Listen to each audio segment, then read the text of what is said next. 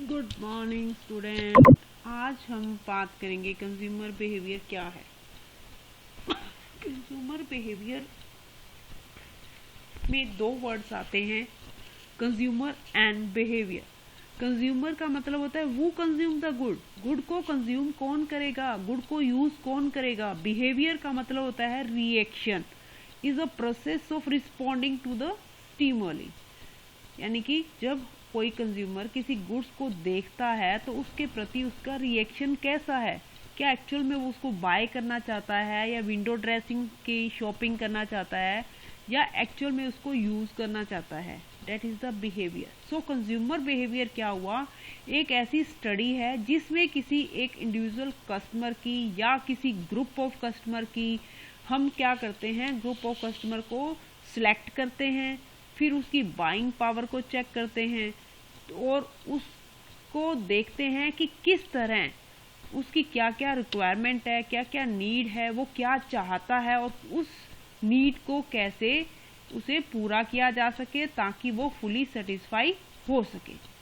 तो in short word में हम ये कहेंगे कि जो कंज्यूमर बिहेवियर है, it refer to the action of consumer in the market place and understanding the motive for those action।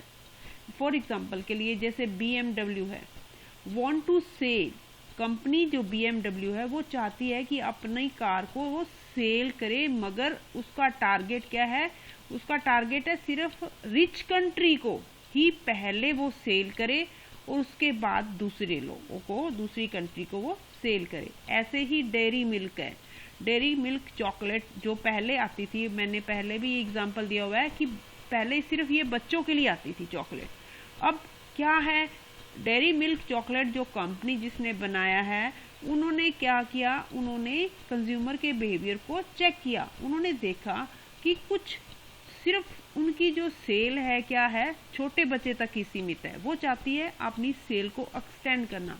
उन्होंने क्या किया, पहले जो स्टूडेंट के लिए जो चॉकलेट बनाई थी, अब उन्होंने जो है बड़े बच्चों के लिए भी बनानी शुरू की। मगर उन्होंने क्या किया, उनके बिहेवियर को जज किया, उन्होंने उनके पैटर्न को, उन्हीं एड को चेंज किया और उन्होंने अपनी एड में क्या दिखाया कि जो भी स्वीट ओकेजन होते हैं हमारे, जैसे मैरिज एनिवर्सरी है, रिंग सेरेमनी है, वहाँ पे क्या मीठा हो जाए, कुछ मीठा हो जाए, मीठे में चॉकलेट की एड दिखाई कि आजकल के जो बच्चे हैं वो स्वीट खाने की कंपैरिजन में जो है ऐसे शगन के टाइम पे चॉकलेट खाना प्रेफरेंस ज़्यादा करते हैं। तो उन्होंने अपनी एड में इस चीज़ को दिखाया, यानी कि चॉकलेट सिर्फ बच्चों के लिए नहीं है बल्कि बड़ों के लिए भी है।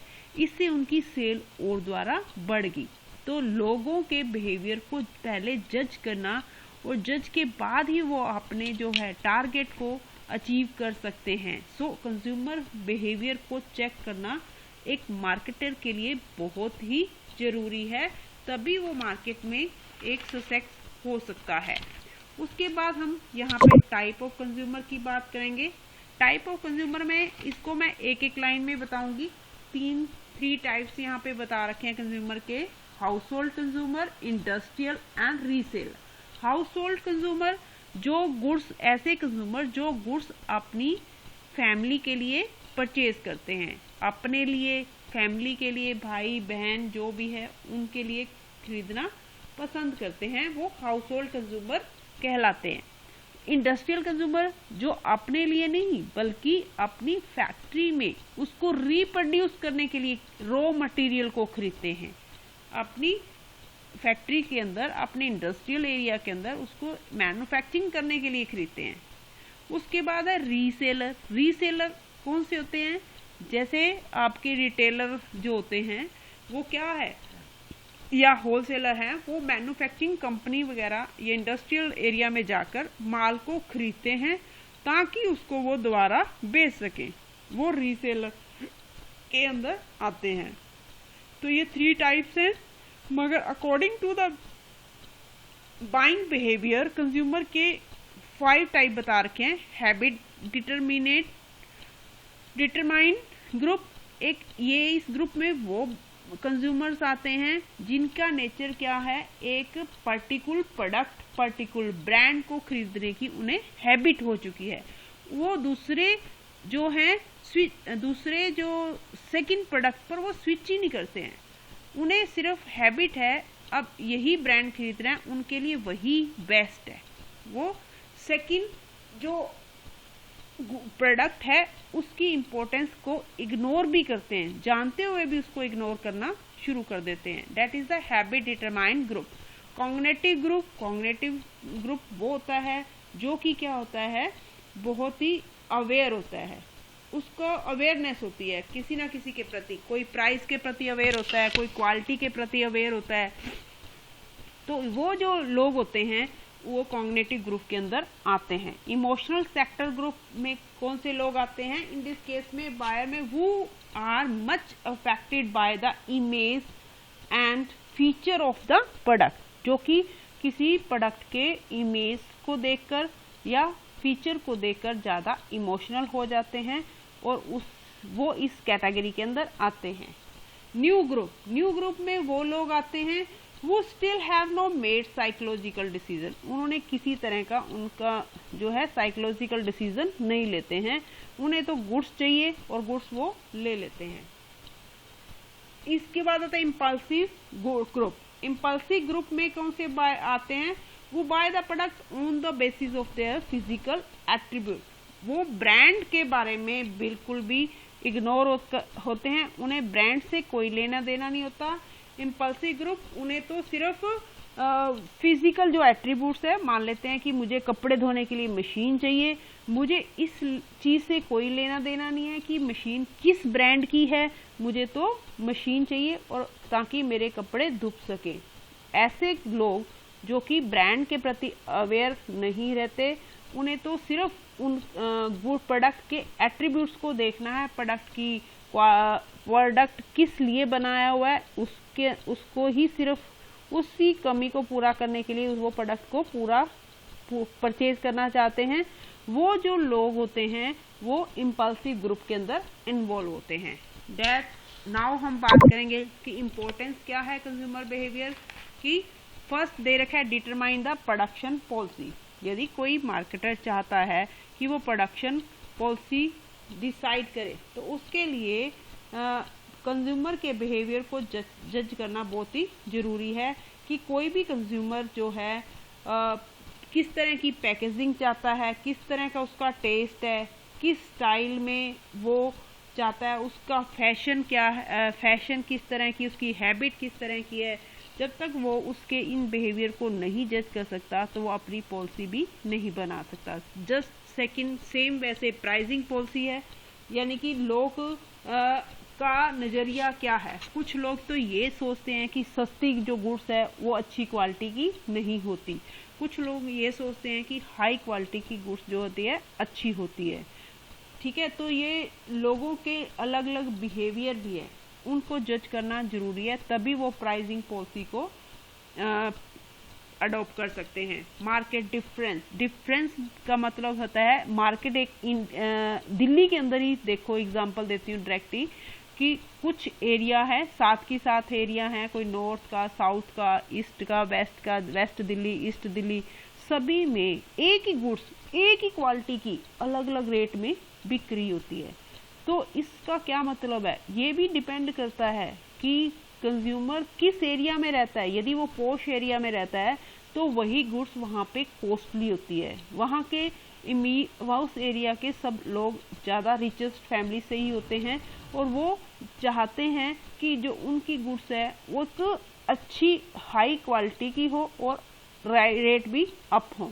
उन्हें छोटी मार्केट में या सस्ती मार्केट में वो ना तो वो जाते हैं, ना ही उन्हें पता चलता है कि उनसे जो है कीमत ज़्यादा ली जा रही है। तो मार्केट टू मार्केट डिपेंड करता है, एरिया टू एरिया डिपेंड करता है कि किस एरिया में आप रह रहे हो और वहाँ पे उस समय उस गुड्स की कीमत क्या है। Fourth in one, determining the channel of distribution. Channel of distribution को भी यदि सिलेक्ट करना है एक मार्केटर को, तो उसमें भी बाइंग बिहेवियर का अपना एक रोल है। कोई जो गुड्स एंड सर्विसेज जिसे सेल या परचेज किया जाता है on the basis of low price. ठीक है, एक कुछ गुड्स ऐसी होती हैं जो रेट भी उनका सस्ता होता है और उसके लिए चैनल भी सस्ता ही चूज करना पड़ता है। कुछ गुड्स ऐसी होती हैं जो कि हाई प्राइस की होती हैं, हाई क्वालिटी की होती हैं, रेट में भी कॉस्टली होती हैं। तो ऐसे के लिए जो डिस्ट्रीब्यूशन चैनल है वो भी अलग चूज करना पड़ता है, क्योंकि उस डिस्ट्रीब्यूशन चैनल में हम उस चैनल को चूज कर सकते हैं जिसमें गुड्स जो है safe and secure final consumer तक पहुंच सके।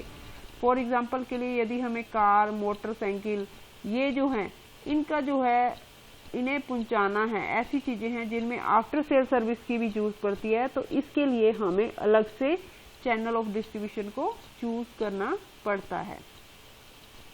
आगे है determine the sale promotion activity.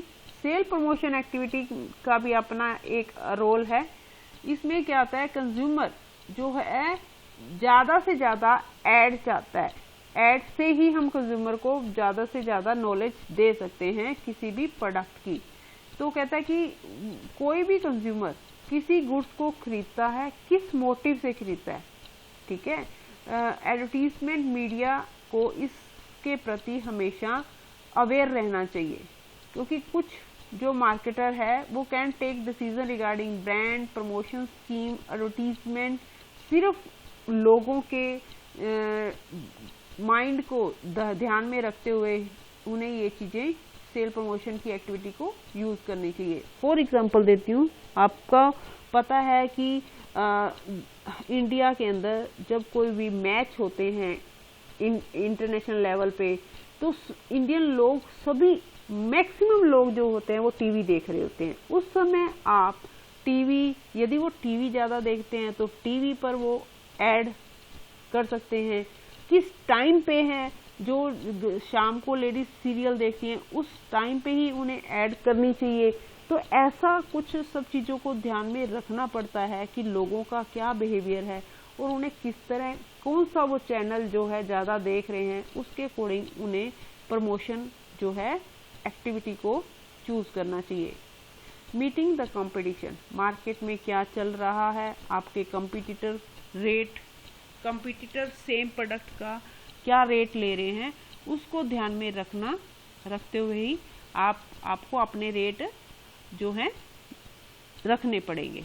Rapid technology advancement, आपको पता है कि आजकल टेक्नोलॉजी बहुत ही फास्ट हो गई है, जिसकी वजह से प्रोडक्ट एक कंज्यूमर है उसका बिहेवियर भी चेंज होता जाता है।